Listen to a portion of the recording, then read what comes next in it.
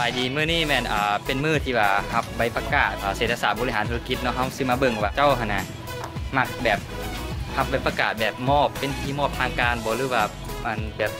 คือปฏิบัติก็ทางจังได๋แบบว่าแยกเป็นคณะแล้วก็ให้รับแบบให้เป็นพิธีแบบกันเองแบบว่าเส้นเอาแล้วซึ่งแบบมันเป็นครั้งทำอิฐของปีนี้แม่เป็นครั้งทำอิฐของสุเฮียนเลยเนาะเฮาอยากฮู้ว่าความรู้สึกของกระเจ้าเป็นจังได๋เฮาลองไปถามเบิ่งเขาเจ้าเบิ่งว่า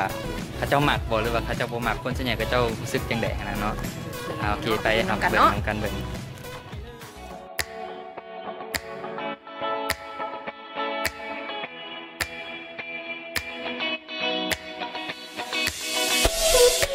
แห่งดีนำนมเพราะว่า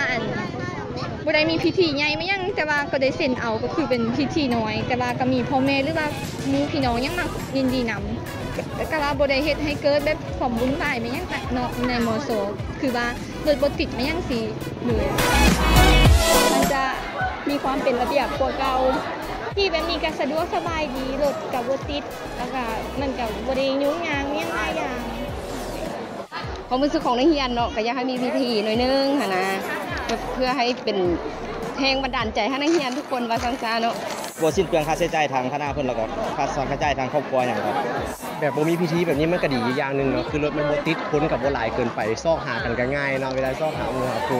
คือถ้าหากว่าเฮาเฮ็ดทุกปีเนาะโทรศัพท์ก็ใช้บ่ได้สิโทรหากันก็ยากแล้วแบบเวลาที่ว่าต้องรับใบประกาศมันท่าเป็นคิวเนาะคิวไผคิวมันเรียนมามันก็ใช้เวลาดุลในการที่จะได้รับผู้ได้ก่อนก็ได้ไวเพิ่นผู้ได้หลังได้ช้าเพิ่นแต่ว่าคันมีพิธีที่แบบ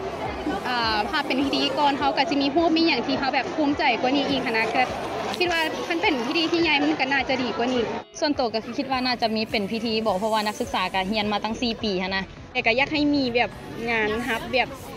อยากมีแบบความรู้สึกนั้นนะ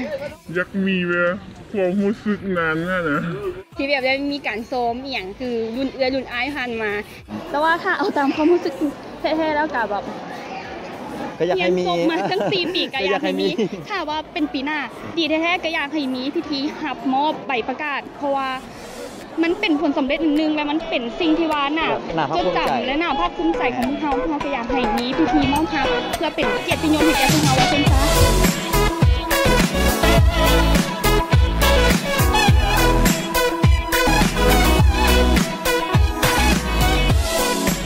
ซะเห็นแล้วเนาะว่าเจ้าหลายคนนักศึกษาเขาเจ้าก็มีไอเดียมีความคิดที่ว่าต่างกันบางคนก็มักแบบว่าเส้นเอาแบบนี้เส้นเอาแบบเก่าสบายนั่นแหละ